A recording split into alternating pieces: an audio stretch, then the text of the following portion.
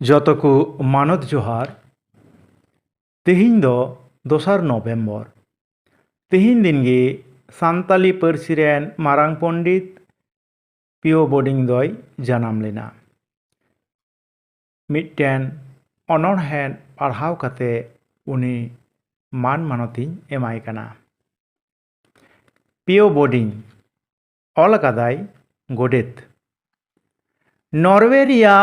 गजबिक शहर तहेकान हुडिंग ओना शहरे जानाम लेना पोल ओलाफ बोडिंग आज बाबावा ᱧᱩᱛᱩᱢ दो एडवार्ड ओसलेन बोडिंग एंगाता ᱧᱩᱛᱩᱢ दो बेटीज एमिली बोडिंग गेल इरेल साई तुरुई गेल मोणे 2 नवेम्बर पुरुन किदाय गबाबा साद सोहान किदाय हबर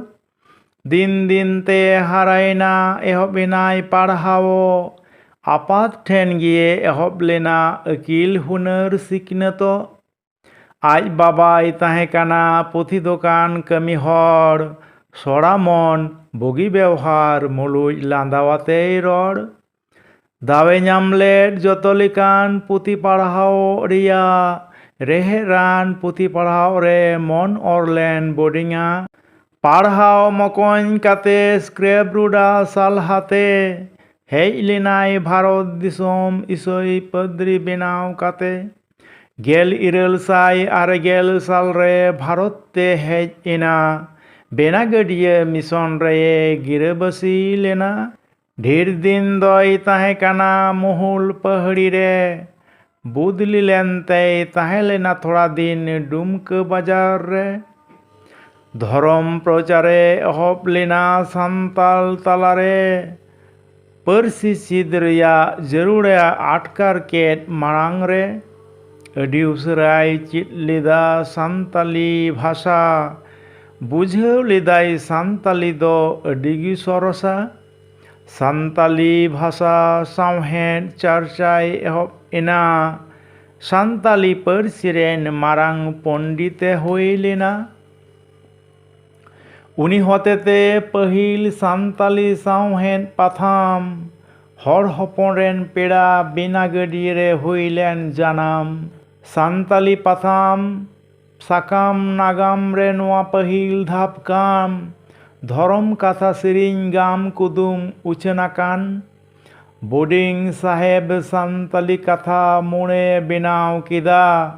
नोआ दो उनिया मारांग करधनी जतबन आंगोचिदा सान्ताली ते तर्जमा लिदा बाइबेल धरम पुथी ऑल लिदाय कुकली पुथी गिरजेधारा एमान सिरिंग पुथी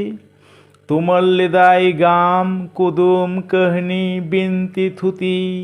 बेनाव किदाय पठुआ को लगी नवा रनड़ पुथी ऑल किदाय रनड़ रिया जरूरा ओका उपादान तुमल किदाय हापड़ाम कथा साव हर हपना रान सान्ताली पार्सी खंड्रन किदा पुन सेरमा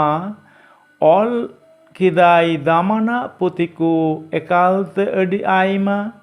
सान्ताली पार्सी सावहेद रे P.O.Bodding कमी हिरे मनी मुती सोना खन हो अडी दमी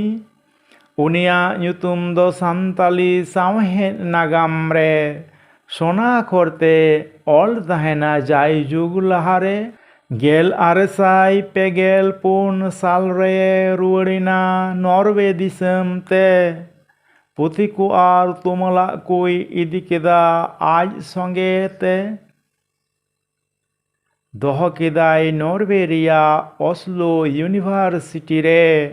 बंदोबस्त केदाय जतो जोगाव दह माइक्रोफिल्म रे नॉर्वे खने सेनिना डेनमार्क रिया ओडेनेस शहर गुरिनाय ओंडे गेल आरेसाय पेगेल इरेल साल 12 मोणे सेप्टेम्बर जोहार।